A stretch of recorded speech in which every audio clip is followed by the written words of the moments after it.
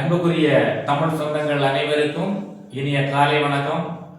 24/12/2025 என்னுடைய 40வது பிறந்த நாளில் மிகவும் மதிப்பு வாய்ந்த ஆங்கில மொழியை உங்களுக்கு கற்றுத் தருவதில் மிகவும் மகிழ்ச்சி அடைகிறேன். தொடர்ந்து எங்களுடைய சேனலில் இணைந்திருங்கள். நீங்கள் கற்றுக்கொண்டு மற்றவர்களுக்கும் அதை பகிர்ந்து இந்த மொழியை எளிமையாக தமிழ் வடிவில் கற்றுக்கொள்வதற்கு நீங்கள் ஒத்துழைக்கும்படி அன்பாய் வேண்டுகிறேன். நம்ம இன்னைக்கு பார்க்க போறது சென்டென்ஸ், வாக்கியம் அப்படின்னா என்ன. ஆங்கிலத்தில் 2 வகையான வாக்கியங்கள், ஆக்டிவ், பாசிவ். அதாவது தமிழ்ல செய்வினை, செயற்பாட்டு வினை அப்படின்னு சொல்லுவாங்க. அதிகமா நம்ம பேச்சு வழக்கில் பேசக்கூடியது ஆக்டிவ் ஃபார்ம். 75% அதுக்கும் அதிகமா இந்த செய்வினை ஆக்டிவ் ஃபார்ம் தான் பயன்படுத்துறாங்க. மீறிதான் இந்த பாசிவ் ஃபார்ம். இது எழுத்து வடிவுக்கு மிகவும் பயனுள்ளதா இருக்கும்.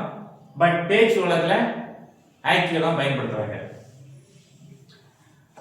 ஃபர்ஸ்ட் சென்டென்ஸ்னா அதனுடைய கட்டமைப்பு சப்ஜெக்ட், வெர்ப், ஆப்ஜெக்ட். சப்ஜெக்ட்னா என்ன அப்படின்னு பார்க்க போறோம். பாருங்க, the first thing, person, emotion, animal in your active sentence is the subject. அதாவது சப்ஜெக்ட் எப்படி இருக்கலாம்னா ஒரு பர்சனா இருக்கலாம், அல்லது அனிமல், பிளான்ஸ் ஆர் எமோஷன், எது வேணாலும் இருக்கலாம். புரியுதா? தென் அதை தொடர்ந்து பார்த்தீங்கன்னா verb இருக்கணும். இந்த verbனா என்ன அப்படின்னா வேர்ட் ஆஃப் ஆக்ஷன், ஒரு செயலை குறிக்கும் வார்த்தை இருக்கணும். தென் அதை தொடர்ந்து பார்த்தீங்கன்னா the second thing, அதுவும் எதா இருக்கலாம், ஒரு பர்சனா இருக்கலாம், இல்ல ஒரு எமோஷன், அனிமல் ஆர் பிளான்ஸ், எது வேணாலும் இருக்கலாம்.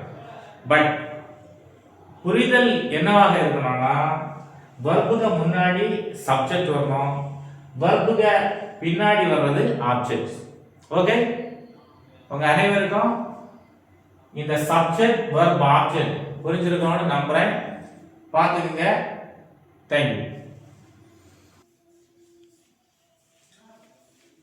பாருங்க, இப்ப நம்ம என்ன பார்த்தோம், அதாவது subject, verb, object. Subject, verb, object, இந்த கட்டமைப்புல தான் ஒரு சென்டென்ஸ் இருக்கு அப்படின்னு பார்த்தோம். இங்க பாருங்க, நான் எழுதியிருக்கேன் subject verb 1 plus o means object. இங்க verb 1 அப்படின்னு பார்த்துட்டு நீங்க குழம்ப வேண்டியதில்லை.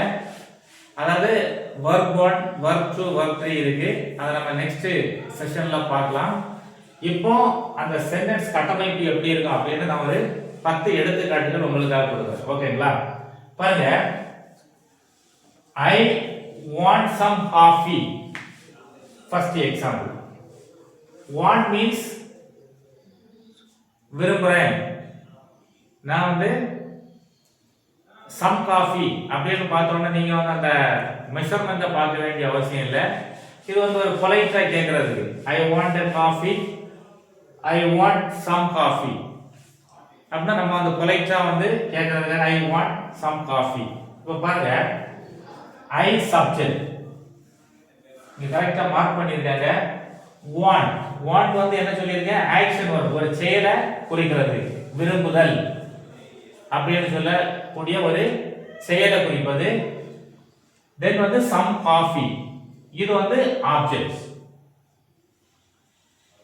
நெக்ஸ்ட் we means நாங்கள். then we have a car, எங்களுக்கு ஒரு கார் இருக்கிறது. have means possessive.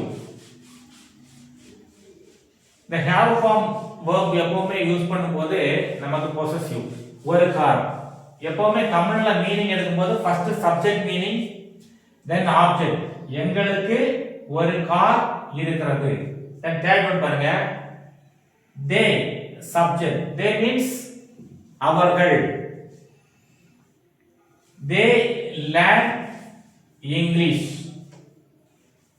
subject verb object எப்படி தமிழ்ல மீனிங் எழுதலாம் அவர்கள் ஆங்கிலம் learn means action verb கற்றுக்கொள்வது அவர்கள் ஆங்கிலம் கற்றுக்கொள்கிறார்கள் உங்களுக்கு புரியுது இல்லையா அப்ப இந்த கட்டமைப்புல தான் இருக்கும் மீனிங் தமிழ்ல எழுதும்போது first take the meaning of subject then second the meaning of object third verb then last one mega subjects likes verb apples objects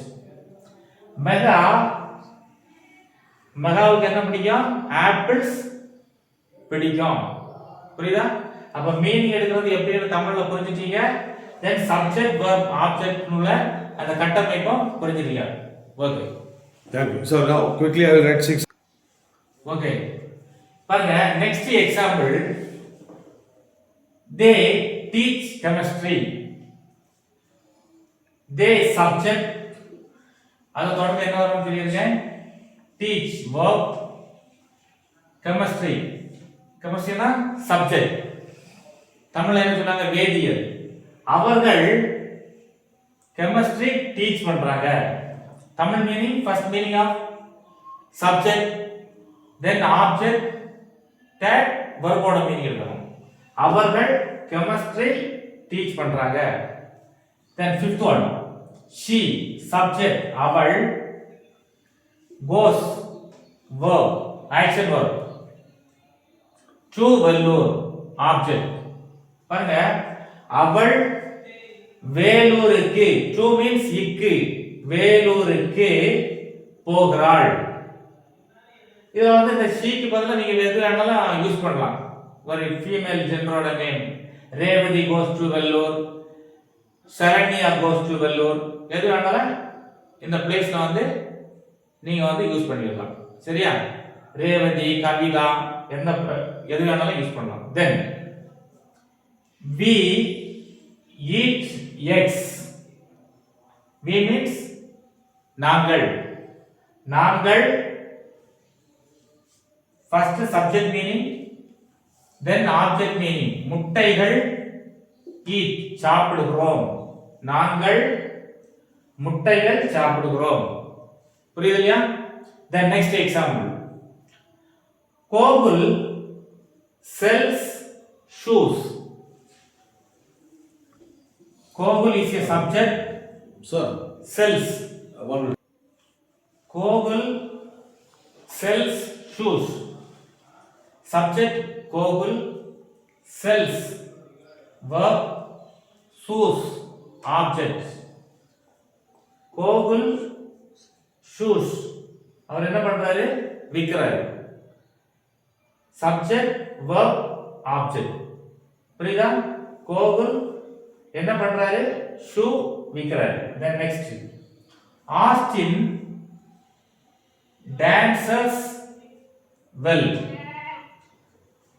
first take the meaning of subject Austin then second object Austin நன்றாக நடனம் ஆடுகிறான் then this train subject halls verb everywhere object இந்த train everywhere எல்லா இடங்கள்ல என்ன ஆகும் நிக்கும் stop ஆகும் this train halls everywhere then last one rise subject gives verb object energy அரிசி எனர்ஜி ஆற்றலை கொடுக்கிறது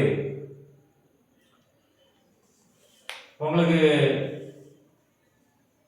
11 எக்ஸாம்பிள் கொடுத்திருக்கோம் உங்களுக்கு கண்டிப்பா அழகா புரிஞ்சிருக்கும்னு நம்புறேன் அப்போ ஒரு சென்டென்ஸ்னா கட்டமைப்பு சப்ஜெக்ட் வெர்ப் ஆப்ஜெக்ட் இந்த வெர்ப் ஒன் அப்படினா நீங்க பார்க்க வேண்டாம் அத நெக்ஸ்ட் செஷன்ல வந்து உங்களுக்கு கிளியரா டீச் பண்றேன். இப்போ இந்த சப்ஜெக்ட் verb ஆப்ஜெக்ட் புரிஞ்சிருக்கும்னு நினைக்கிறேன். Okay Sir. நம்ம இன்னைக்கு ஃபுல்லா இந்த ஆக்டிவ் ஃபார்ம்ல first part simple present tense பார்த்திருக்கோம். இந்த வீடியோ உங்களுக்கு பிடிச்சிருந்தா நீங்க லைக் பண்ணுங்க, ஷேர் பண்ணுங்க, மறக்காம சப்ஸ்கிரைப் பண்ணுங்க. உங்களிடமிருந்து விடைபெறுவது உங்கள் வேலூர் வெற்றி. தேங்க்யூ.